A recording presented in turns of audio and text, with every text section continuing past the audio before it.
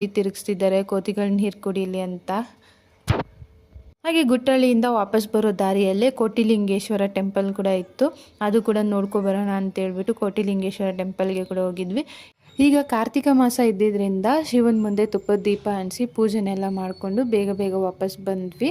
ಇಲ್ಲಿ ಕೂಡ ಕಾರ್ತಿಕ ಮಾಸ ಇದ್ದಿದ್ದರಿಂದ ತುಂಬಾ ರಶ್ ಇತ್ತು ಟೆಂಪಲ್ಲು. ಯೂಶ್ವಲಾಗಿ ಈ ಟೆಂಪಲ್ಲು ಫೆಸ್ಟಿವಲ್ ಟೈಮಲ್ಲಿ ತುಂಬಾ ರಶ್ ಆಗುತ್ತೆ, ಕಾಲಿಡೋಕ್ಕೆ ಕೂಡ ಜಾಗ ಇರಲ್ಲ, ಅಷ್ಟು ರಶ್ ಆಗ್ತಾರೆ. ಬೇರೆ ಟೈಮಲ್ಲೆಲ್ಲ ಖಾಲಿ ಇರುತ್ತೆ.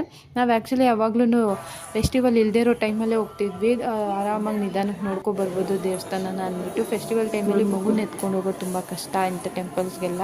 ಈ ವಿಡಿಯೋ ನಿಮಗೆ ಸ್ವಲ್ಪನಾದರೂ ಇಷ್ಟ ಆದರೆ ಪ್ಲೀಸ್ ಒಂದು ಲೈಕ್ ಮಾಡಿ, ಸಬ್ಸ್ಕ್ರೈಬ್ ಮಾಡಿ, ಹಾಗೆ ನಿಮ್ಮ ಫ್ರೆಂಡ್ಸ್ ಆ್ಯಂಡ್ ಫ್ಯಾಮಿಲಿ ಜೊತೆ ಶೇರ್ ಮಾಡಿ. Thanks for watching. Bye bye.